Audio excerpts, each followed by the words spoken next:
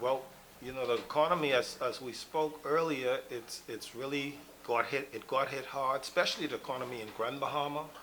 In Nassau and the other islands that wasn't hit, still strong, but in Freeport, Abaco, Sweetens Key, we've been hit so hard, it been down. But before Hurricane Dorian, we had a wonderful economy. Everything was on that scale of just going up and going up, tourism. So it was wonderful before Hurricane Dorian come in. How many people do you feel have been affected by the hurricane overall? In my little village, which is Sweetens Key, we had about 200 plus people, and I want to tell you, man, every one of them just about was affected by Hurricane Dorian. We have 50, almost 60 homes, and 8 of them was left. So you can think about that. More than 90% of the homes was destroyed. I mean, totally erased. So it has been tough in that area with the homes and the folks, that lives there.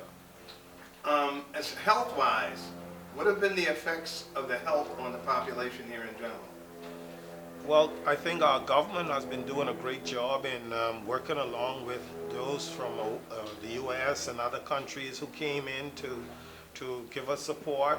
And so far, the health situation has been stabilized well in dealing with Hurricane Dorian, to my knowledge. How has it affected you personally, family-wise? Oh man, it was tough for me and my family. Our house was destroyed. We had to move into Freeport, which is the city, and then we had to look around for a place to live.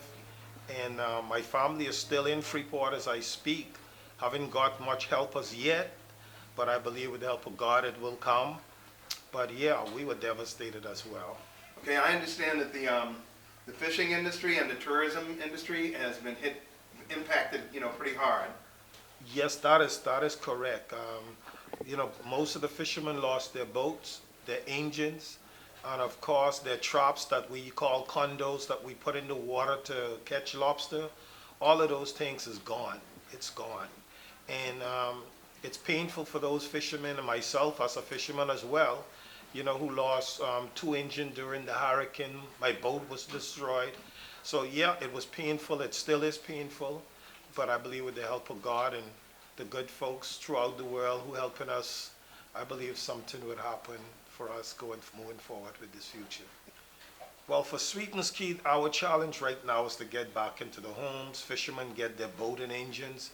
And I was disappointed with the way it worked with getting material into Sweetens Key so families could start to rebuild their homes. I think that is one of our really #1 priority right now, to be able to start the homes and for the men to get back into the boat where they can be able to help their families.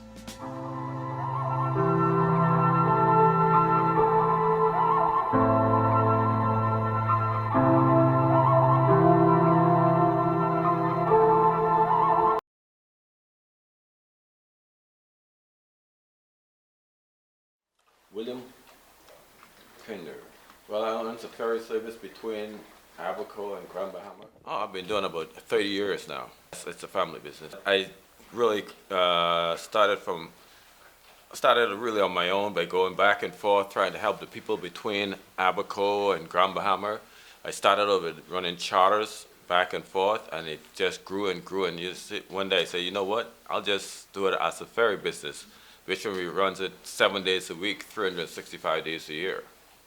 Okay, and you have staff. How many ferries do you have? Well, I tell you the truth, I had about 12 or 15 of them, and during the storm, it took all of them. I mean, just wiped me out, and so I'm back on the road again. I have 2 really nice boats right now, and hoping to grow to get a couple more. But I'm up to 2 right now. Yeah, when Hurricane Dorian hit, where were you? Well, I went into Freeport to the shelter. I packed all my stuff, my boats and everything else, and we went into Freeport. Who's we? Well, it was my brothers, my sisters, mom and dad, and we all went into town to the shelter. Get out of harm's way. Oh, I'm telling you. And it's a good thing we did that, because when I walked from Freeport, which is 65 miles, about 10 hours, I was one of the first persons on the eastern end of the island. And man, I'm telling you, I didn't know where, who was, and who lived where. And I'm from here. I live here for 56 years here, and it was just that bad. I lose the whole family. Lived next door to me. The storm took them. We had high floods of water, like 8, 10 feet of water over the whole island, the eastern end of the island, and they were up here and they just get washed away. Well, it takes me 45 minutes. We're like 20 miles from dock to dock. Yes. Did you have any relatives or friends in Abaco? Yes, I have my sisters. I have sisters and brothers in Abaco also, and they live in Marsh Harbor. And I tell you, they were almost washed out. They had to come out of their homes and went with the other people, and it was really terrible. They said they're seeing dead bodies passing by them, people that get washed away, and it was really bad. 6 months. Yeah, it's well, just not to really think about it too much. I just kind of like pretend that there's nothing happened and try to just move on. Thank God for life. Let's move on. We can get some help to help the people to get them back in the community, because there's a lot of people that's out of the community, and there's a lot of, it's a deep water key right next door, maybe 3-4 miles from here, was employing like 75 people, so they're all out of jobs, and everyone is like wandering around here and there, and nothing to do. If we can get some help, that would be very good to get the people back in the community, because we don't want it just to go down. It's the fishing community more than anything else. So we can get some help. That would be very good to get the people back on the grounds here. Still yet, all the fishermen are out of making monies, or happen to have to go fishing. They can't get to do it yet. It affected the children a whole lot. How? Because a lot of them have to go into town to school and live with relatives or friends in Freeport. Normally they're home with their parents and all that stuff. And how many miles away is that? 65 miles from here. Is that every day, or they just had to move there? They had to move there, really. Move But away it from was their that move away from their home, but they used to catch a bus back and forth every morning, so they all have to move away from their home. Their parents have to go on down there, and they're living with friends and families. For what? What do the parents do? Try to what? Yeah, the parents just try to help them out and, to make them comfortable, because it's very, very devastated for them. Have the parents been able to go there and make a living? Well, no. It's pretty tough, so that's another thing. It's pretty bad.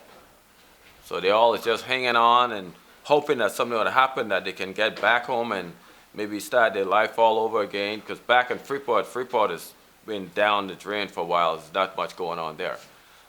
So it's tough. Very tough.